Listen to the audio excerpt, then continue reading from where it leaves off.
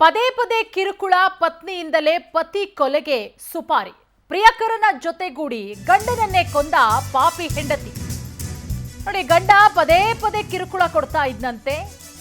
ಇದರಿಂದ ಪ್ರಿಯಕರನ ಜೊತೆಗೂಡಿ ಗಂಡನನ್ನೇ ಕೊಂದಿರೋದು ಪಾಪಿ ಹೆಂಡತಿ. ಪತ್ನಿ ಸೇರಿ 11 ಆರೋಪಿಗಳನ್ನ ಬಳ್ಳಾರಿ ಪೊಲೀಸರು ಬಂಧಿಸಿದ್ದಾರೆ. ಬಳ್ಳಾರಿಯ ರಾಣಿತೋಟ ಪ್ರದೇಶದಲ್ಲಿ ವೆಂಕಟೇಶ್ ಕೊಲೆಯಾಗಿತ್ತು. ಪ್ರಿಯಕರ ಆನಂದ್ ಜೊತೆ ಸೇರಿ ಪತಿಯನ್ನೇ ಕೊಂದಿದ್ಲು ಪತ್ನಿ ನೀಲವೇಣಿ. ಕೊಲೆ ನಡೆದ 24 ಗಂಟೆಯಲ್ಲೇ ಪೊಲೀಸರು ಪ್ರಕರಣವನ್ನ ಭೇದಿಸಿದ್ದಾರೆ. 3 ಮಕ್ಕಳಿದ್ರು. ಯುವಕರನ್ನ ಪ್ರೀತಿಸ್ತಾ ಇದ್ಲಂತೆ ನೀಲವೇಣಿ. ಪತ್ನಿ ನೀಲವೇಣಿಗೆ ಪದೇ ಪದೇ ವೆಂಕಟೇಶು ಕಿರುಕುಳ ಕೊಡ್ತಾ ಇದ್ನಂತೆ. ಈ ವಿಚಾರ ಪ್ರಿಯಕರ ಆನಂದ್ಗೆ ನೀಲವೇಣಿ ಹೇಳ್ತಾಳೆ. ಆನಂದ್ ಏನ್ ಮಾಡ್ತಾನೆ, ಸ್ನೇಹಿತರ ಜೊತೆಗೆ ಹೋಗಿ ವೆಂಕಟೇಶ್ ಮೇಲೆ ಹಲ್ಲೆ ಮಾಡಿ ಹತ್ಯೆ ಮಾಡಿರ್ತಾನೆ. ಈಗ ನೀಲವೇಣಿ, ಆನಂದ್ ಸೇರಿದಂತೆ 11 ಆರೋಪಿಗಳನ್ನ ಬಂಧಿಸಿದ್ದಾರೆ ಪೊಲೀಸರು. ನೋಡಿ, ಕೊಲೆಯಾದಂತಹ ನೀಲವೇಣಿಯ ಗಂಡ ಗಮನಿಸ್ತಾ ಇದ್ದೀರಾ. ಪ್ರಿಯಕರ ಆನಂದ್ ಜೊತೆ ಸೇರಿ ತನ್ನ ಗಂಡನಿಗೆ ಚಟ ಕಟ್ಟಿದ್ದಾಳೆ. ಕೊಲೆ ನಡೆದು 24 ಗಂಟೆಯಲ್ಲೇ ಪ್ರಕರಣವನ್ನ ಭೇದಿಸಿದ್ದಾರೆ ಪೊಲೀಸರು. ಬಳ್ಳಾರಿಯ ರಾಣಿತೋಟದ ಬಳಿ ನಡೆದಂತಹ ಘಟನೆ ಇದು. ಪದೇ ಪದೇ ಕಿರುಕುಳ ಕೊಡ್ತಾ ಇದ್ದಂತೆ. ಅದರ ಜೊತೆಗೆ ಮದುವೆಯಾಗಿ 3 ಮಕ್ಕಳಿದ್ರೂ ಕೂಡ ಈ ನೀಲವೇಣಿ ಬೇರೆ ಯುವಕನ ಜೊತೆಗೆ ಅಕ್ರಮ ಸಂಬಂಧ ಇಟ್ಕೊಂಡಿದ್ಲು. ಈ ವಿಚಾರ ಗೊತ್ತಾಗೋ ಅಥವಾ ಯಾವ ವಿಚಾರಕ್ಕೂ ಗೊತ್ತಿಲ್ಲ, ಪದೇ ಪದೇ ಗಂಡ ಹೆಂಡತಿಯ ನಡುವೆ ಜಗಳ ಆಗ್ತಾನೆ ಇತ್ತು. ಪ್ರಿಯಕರ ಆನಂದ್ ಜೊತೆ ಸೇರ್ಕೊಂಡು ಈಗ ಪತಿಯನ್ನೇ ಕೊಲ್ಸಿದ್ದಾಳೆ ಪತ್ನಿ ನೀಲವೇಣಿ. ಈ ವಿಚಾರ ಪ್ರಿಯಕರ ಆನಂದ್ಗೆ ಹೇಳ್ತಾಳೆ. ಗಂಡ ಹೆಂಡತಿಯ ನಡುವೆ ಪದೇ ಪದೇ ಜಗಳ ಆಗ್ತಾ ಇರುತ್ತೆ. ನೀಲವೇಣಿ ಪ್ರಿಯಕರ ಆನಂದ್ಗೆ ವಿಚಾರವನ್ನ ಹೇಳ್ತಾಳೆ.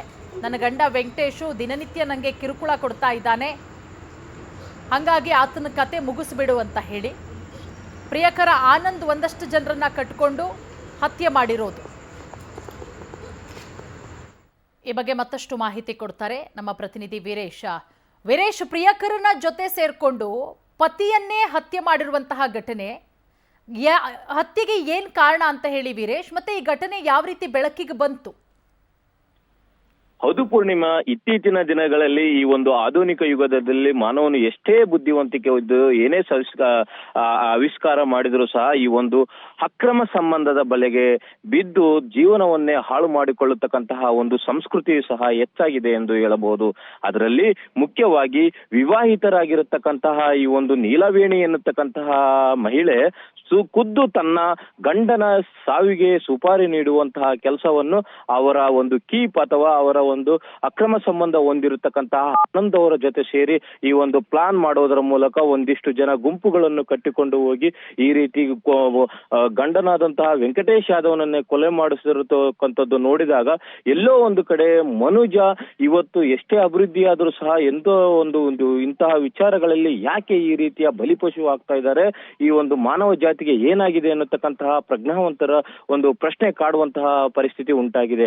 ಇಲ್ಲಿ ಮುಖ್ಯವಾಗಿ ಈ ಒಂದು ವೆಂಕಟೇಶ್ ಎನ್ನುವನನ್ನು ಕೊಲೆ ಮಾಡುವುದಕ್ಕಾಗಿ ಅವರ ಈ ಒಂದು ಆನಂದ್ ಎನ್ನತಕ್ಕಂತಹ ವ್ಯಕ್ತಿಯು ತನ್ನ ಈ ಸ್ನೇಹಿತರ ಒಂದು ಬಳಗವನ್ನು ಕಟ್ಟಿಕೊಂಡು ಯಾರಿಗೂ ಗುರುತು ಸಿಗಬಾರದೆನ್ನುವ ಮಟ್ಟದಲ್ಲಿ ಆ ಒಂದು ವೆಂಕಟೇಶನನ್ನು ಬೆತ್ತಲೆಗೊಳಿಸಿ ನಡು ರಸ್ತೆಯಲ್ಲಿನೇ ಕೊಲೆ ಮಾಡೋದಕ್ಕೆ ಮುಂದಾಗ್ತಾರೆ. ಅದೇ ಪ್ರಕಾರವಾಗಿ ಇದೇ ತಿಂಗಳು 4ನೇ ತಾರೀಕಿಗೆ ಈ ಒಂದು ಶವ ಮುಂಜಾನೆ 6 ಗಂಟೆಗೆ ದೊರೆಯುತ್ತದೆ. ಅಂತ ಸಂದರ್ಭದಲ್ಲಿ ಈ ಒಂದು ಪತ್ನಿಯಾದಂತಹ ನೀಲವೇಣಿ ನನ್ನ ಗಂಡನನ್ನ ಕಳೆದುಕೊಂಡ್ಬಿಟ್ಟೆ, ನನಗೆ ಯಾರು ದಿಕ್ಕು ಹಾಗಾಗಿ ಅಂತ ಅಳುವುದನ್ನು ನೋಡಿ ಎಲ್ಲರೂ ಸಹ ಏನೋ ಆಗಿದೆ ಅಂತ ಅನ್ಕೊಂಡಿದ್ರು.